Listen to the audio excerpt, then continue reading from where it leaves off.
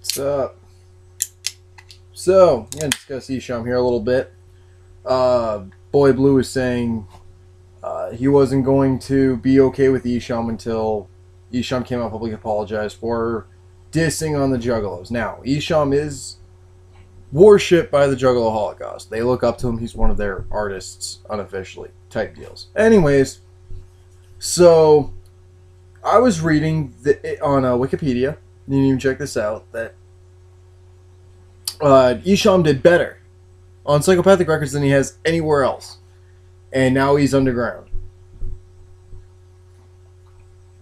He's underground. And I'm assuming because we all say Psychopathic Records is underground. I tend to disagree with that. But okay. So Esham's underground. He must be much lower than Insane Clown Posse, depth-wise. He must have some website today said, a cult following. He also calls them suicidalists. I hear Esham, cult, suicidalists, and the only things that come to mind is David Koresh and Jim Jones. That's what automatically comes to mind. Oh, did you know that Esham's brother went to prison for rape? And then went and did more albums. He's like, that apparently was his way of saying, oh, my brother just went to prison for rape. I'm going to stop with the satanic thing and the whole unholy thing and do something else. So what's he talk about? He calls it acid rap. And in these songs, he talks about sex, drug use. He talks about drinking, killing, murder. Sounds a lot like horrorcore rap. And it seems to be a new thing. As far as my opinion on Esham and, us saying, we'll be okay with Esham once he says, I'm sorry. No. See, D12 came out and publicly apologized to the Juggalos and did this whole thing on Juggalo News. Well, I talked about that in my other videos. Start watching my other videos. You might be able to catch up with me here for a minute. And now, when D12 did this, it kind of laid things to rest with Eminem. And Eminem's a feud that was going on for 12, 15 years, something like that. And now we're left with the whole Esham thing.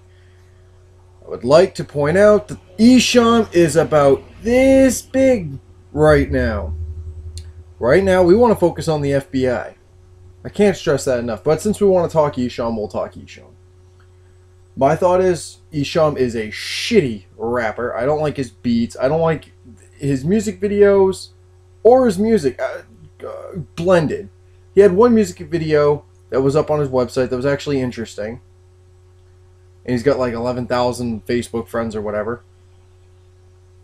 But he's got this very interesting video. It's like this robot in Russia and Moscow. And it's just not a bad music video. I think he kind of clipped it and took it from movies or some other music videos or something. But, because if he did that on his own, alright, you gotta give him kudos for that. But his music sucks. I'm not a fan of the Axe Murder Boys. I'm not a fan of Esham. I'm barely a fan of Kid Crusher. But I will listen to Kid Crusher, and I love Mad Max. I would listen to Mad Max, who's got a whole lot less funding than Esham, day and night before I would ever even pick up an Esham CD. It's just horrible. It's like putting a baby in a buzz saw and nails in a giant blender and turning it on. That's about what I can relate to his music sounding like. I don't mind people who listen to Esham, but I want to know how he still has fans if they're called suicidalists. That's a good question. You're a suicidalist. I hear suicidalist and I think, Jim Jones, David Koresh. Or I think the movie Flatliners. You almost commit suicide and you come back out of it. Which is about as tripped out as his music is. I can't stand it. I listened to some of it today because thinking back, I was like, I haven't listened to any Esham singles. But I heard him on Hatchet Warrior. I heard his little bits on The Wraith. And none of that was any good. I mean, I remember actually trying to like fast forward to the next song so I didn't have to hear his obnoxious voice. He just sounds like shit.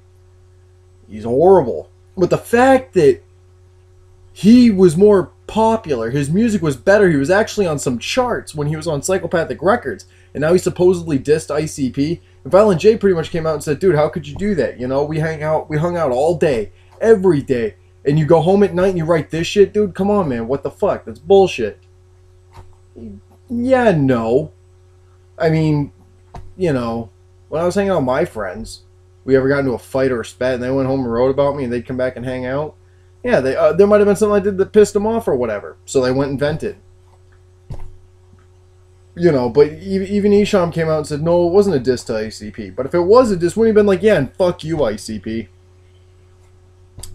Unless, of course, he's a coward and weak, has no guts, has no balls, has no dignity.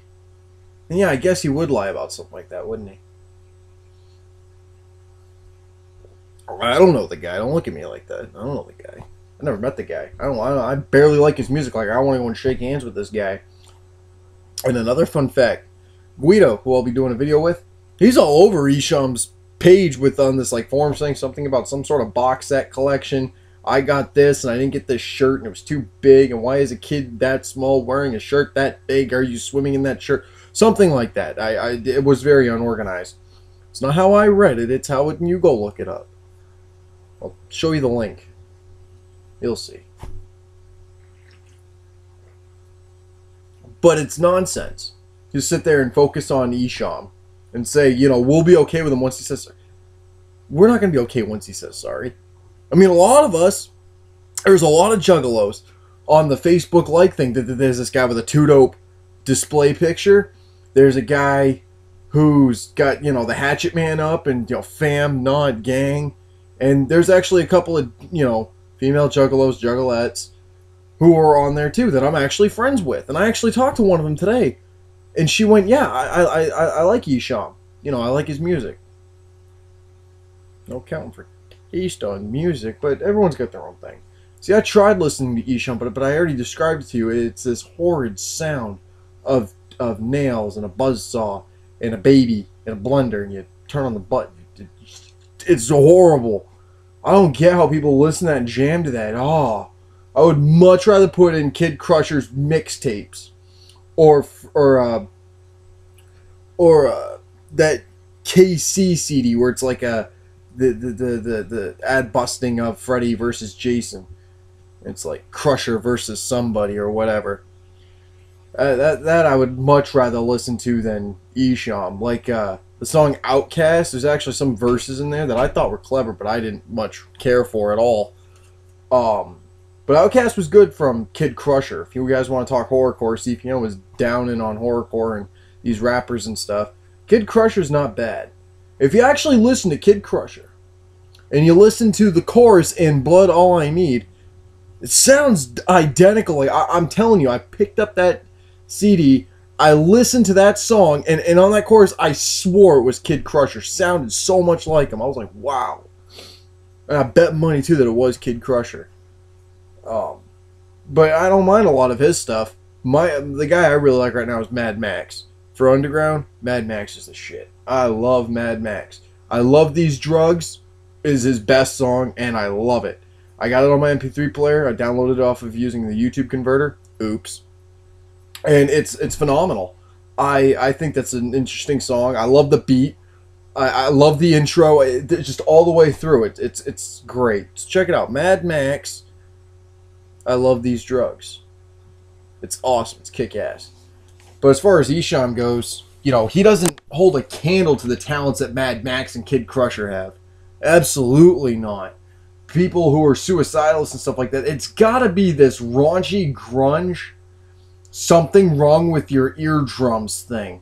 Because there is nothing in his music that even sounds balanced. It sounds like he was walking around with a tape recorder and used one of those cheap song downloading things that you use to make your own beats and stuff. It sounded like he used that. And they're saying that he has the potential of rising up against the people and being at competition and giving them a a run for that money with the people who can actually have big funds and all this. No, we can't. No, as it's stated on Wikipedia, he was doing so much better when he was on Psychopathic Records and actually had a backing. And they even said that he was getting away from the shit that he was doing before he got on Psychopathic. He was doing a whole bunch of different songs that got away from his horrible voice or whatever it was he was doing wrong. And they were actually like trying to like show him and educate him, is what it sounded like to me, on what sells, or they gave him a limit on what he could do. He was actually getting better and better, and people started appreciating that. But maybe he felt like he was conforming like a lot of punk rock bands when they're like, no, you can't do that song thing against the government. That's not what our record label stands for. And then you leave. I mean, you're either, you know, that's what I think a sellout is. In my opinion, a sellout is the guy who stays on the label to make the money, even though I can't listen to the anti-governmental songs that you were doing 5 years ago. Anti-Flag, for example. Anyone ever listen to XM Fungus? You probably haven't. But XM Fungus and, I'm not sure if it's still on anymore, but it was Serious Punk. Now, I actually remember the day that aired. It was April 1st, 2007 is when that started kicking up on the Dish Network satellite thing. Yeah, it was great. I mean, they did punk rock all day, 24/7 is all it was. And it was amazing bands. It's actually how I discovered the Germs and a couple of others. It was great. And yeah, I remember when I first listened to their underground rap station. It was actually listening to Serious Punk. But I mean, just that's that channel. Esham was never on that, and I listened to that underground rap station for quite some time. You know, in the middle of listening to Serious Punk and stuff. But as far as I can tell, Esham is actually kind of devolved. Would be a good way for it. He's got a small cult following. If you compare his fan base to the Insane Clown Posse, to Twisted, to Blaze, to whoever, that big. So I guess I wasn't kidding when I said he's about this big in a big picture with like what we got to worry about with the FBI. Everyone's talking Esham, so we'll talk Esham. In my personal opinion, after today and the things I've listened to, he absolutely sucks. I don't understand the suicidalists still being around, because if they're suicidalists, they should be dead. Or at least a lot of them should be. Unless they're expert flatliners, like in that movie, Flatliners. It's the only thing that came to mind. Why call yourself a suicidalist? That's a really long word, too. Suicidalist. I don't know. It's like, so what do you do? I'm a metalhead. What are you? I'm a punk rocker. What are you? I'm a juggalo. What are you? I'm a gangsta. What are you? I'm this. What are you? A suicidalist. Come again? Suicidalist. Christ, it's a mouthful. You know, I got yo over here. I got gangster over here. I got punk rock over here. I got metalhead over here. And over here I got a suicidalist. What to me just sounds like you're trying too hard. I want to know where you came with that phone. Like, alright, all you guys are going to be known as suicidalists. And, excuse me, are we going to be committing suicide? No. So why are we suicidalists? Next question. Wish I could have been there for that. So anyways, that's my little rant on Esham. Those are my thoughts. I think he personally sucks. I find the whole thing to be different. I mean, I don't want to keep reading up into it as much as it's going to disgust me and turn my stomach and make me vomit. I'm going to try it. I'm going to keep looking into Esham and checking out some of his stuff and seeing how, if I find any song that I can actually enjoy. Because as far as I'm concerned, he sounds like a baby with a buzzsaw and a bunch of nails thrown into a blender and someone pressed the button. Peace.